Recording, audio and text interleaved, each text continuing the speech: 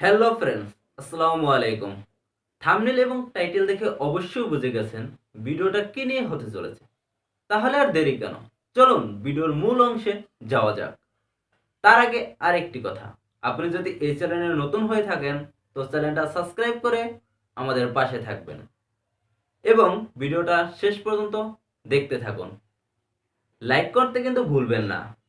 আপনাদের এই রিলেটেড সকল তথ্য এই ভিডিওতে দেওয়া হয়েছে। So let's start the video.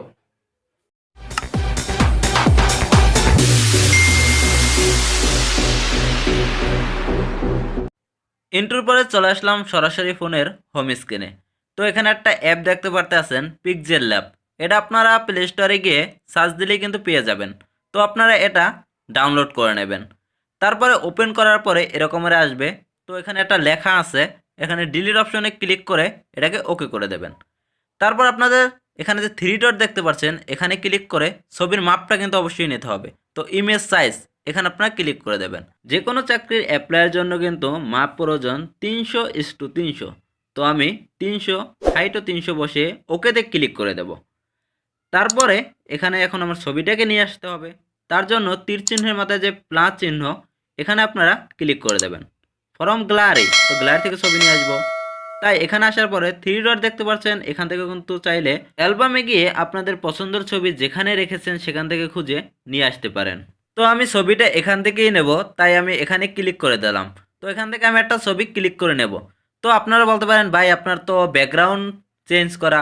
Background কিভাবে চেঞ্জ করবেন সে সম্পর্কে একটা ভিডিও অলরেডি ডিসক্রিপশন বক্সে দিয়ে দিচ্ছি, আপনারা সেখান থেকে দেখে নেবেন। তো ছবিটা এখানে আসার পরে ছবিটাকে একটু ক্রপ করে নিতে পারেন। তো ক্রপ করে নিয়ে টিক চিহ্ন দেখতে পাচ্ছেন, এই টিক চিহ্ন উপরে ক্লিক করে দেবেন। তারপরে এই যে মাপটা আছে না, এই মাপের উপরে টেনে ছবিটাকে বসিয়ে দেবেন। তো আমি টেনে ছবিটাকে বসিয়ে দিলাম। তো তাহলে কিন্তু মাপটা অলরেডি হয়ে গেল।